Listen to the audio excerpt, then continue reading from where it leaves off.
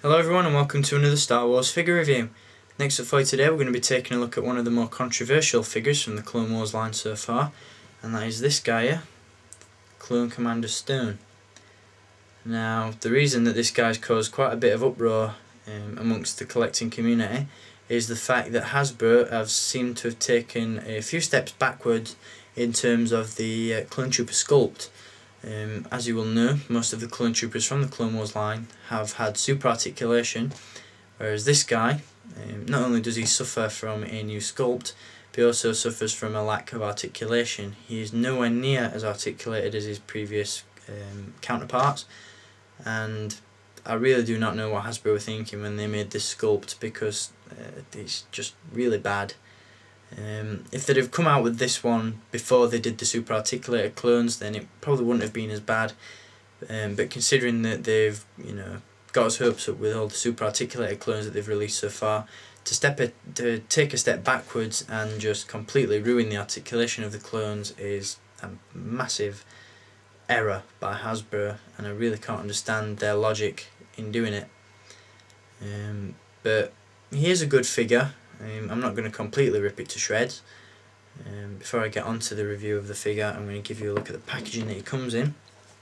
It has a very cool image in the top corner with Stone with his helmet on, and then on the back you'll see an image of Commander Stone as he appears in the Clone Wars, and also an image of the figure. I believe this figure is from, well, this character appeared in one of the Season 1 episodes. I forget which one it was, but it was definitely one with Hondo and Arca, and I think it might have been, no, it wasn't Bombad Jedi. I've completely forgotten which episode it was from. Might have been, I just cannot remember. I cannot remember the name of the episode whatsoever, but he was in one of the episodes that followed Dooku Captured, I believe. So if anyone can remind me what episode he was from, although I'll probably remember by the time I finish this review, then please let me know. I'll just quickly read from the description. Commander Stone takes part in a mission to rescue Republic hostages being held by Weequay pirates. The Clone Commander battles the ruthless pirates and dodges sulfuric geysers to help Jar Jar Binks deliver the ransom and free the prisoners. So there we go. Onto the figure. Several changes have taken place with this figure, not only with the sculpt, but also with the accessories that are included. As you can see, it does come with a DC-15 rifle, which is a completely new sculpt. It's a lot bulkier and a lot thicker than the previous sculpt. Not sure whether I like it more or not. Can't really make my mind up with it, but it's certainly not bad. It's a blaster at the end of the day, so there's nothing wrong with it in my opinion. He has a removable helmet, and underneath he's got a completely new clone head sculpt, which is a lot smaller than some of the others. And on the side of his head there he's got a 53 tattoo, quite similar to Clone Trooper 5's, and on the back of his head he has a clone tattoo similar to Clone Trooper Jack.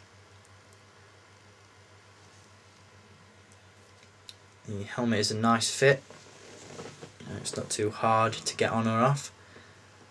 And the paint apps on the figure are absolutely superb. In terms of deco, this is definitely one of Hasbro's best Clone Troopers.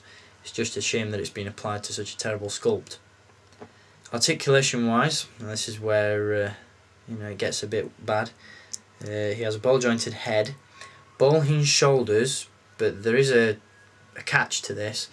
Whereas the previous Clone Troopers had ball hinge shoulders where the hinge went all across the shoulder plate, this white piece here, the hinge only goes so far as the black body glove underneath the armour, so the hinge doesn't go up quite as far as it should.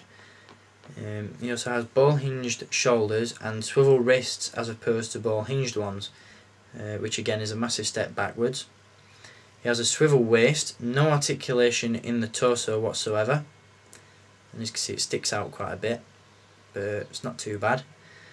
I think I mentioned that he's got a swivel waist. He also has swivel hips, ball hinged knees, and no articulation in the ankles at all, which is a massive surprise.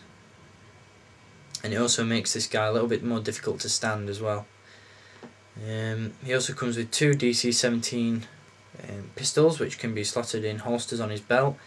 The holsters are quite substantially bigger as well. If you take a look, they're a lot bulkier than the holsters that we've seen on figures such as Lieutenant Thayer and Clone Trooper Jack.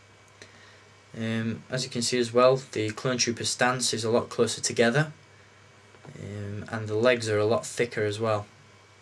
A funny thing, the legs appear to be thicker while the arms are a lot skinnier, which is really strange. But the redeeming feature for the figure is the fact that the paint applications are absolutely phenomenal. Hasbro have done a fantastic job painting this guy up.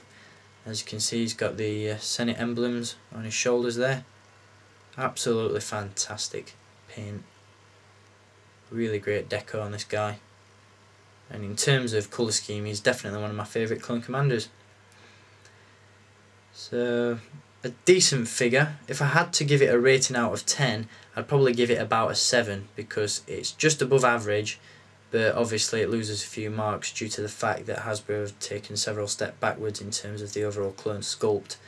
The fact that he's lost a lot of articulation is a massive blow to this figure, and hopefully Hasbro won't be reusing it too often. I know that the upcoming Clone Pilot Goji figure uses it, and also a couple of clones in the anti-Hailfire droid squad use it as well. So it'll be interesting to see just how many clones Hasbro release using this sculpt. So I hope you enjoyed having a look at Clone Commander Stone. Just give you one more look at him with his helmet off. And I'll be back with some more Clone Wars reviews for you soon. Until then, keep collecting, and may the Force be with you.